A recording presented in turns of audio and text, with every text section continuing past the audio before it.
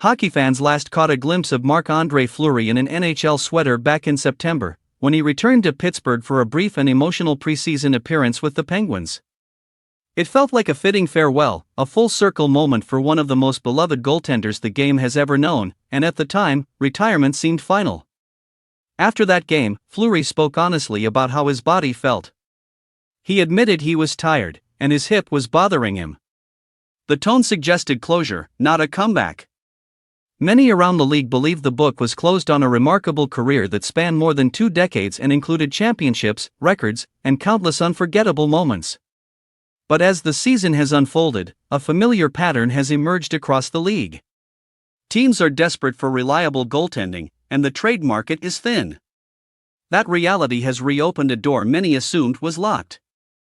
Fleury has stayed active, appearing in alumni events and even taking shots with NHL players, which has only fueled speculation. Insiders have reported that teams have quietly checked in, and some believe Fleury has at least listened. The idea of a Fleury return is undeniably romantic. A future Hall of Famer stepping back onto the ice to help a contender in need is the kind of story hockey fans love. Still, reality brings caution. Fleury has been away from competitive action for months. Any return would require weeks of training and conditioning, and likely a stint outside the NHL to get up to speed. For teams needing immediate help in net, that timeline may be too long. Even if he did return, expectations would need to be measured. Fleury was in a backup role during his final season, and any team bringing him in would need to use him carefully.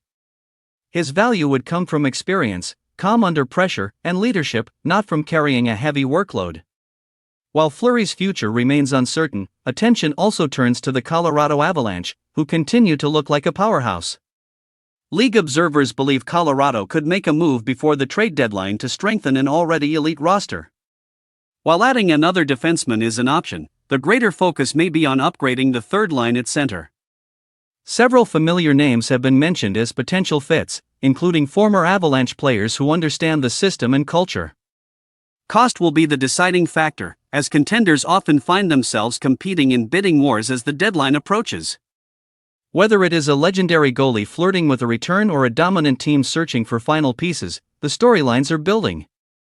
The stretch run is approaching, and every decision made now could define how this season is ultimately remembered.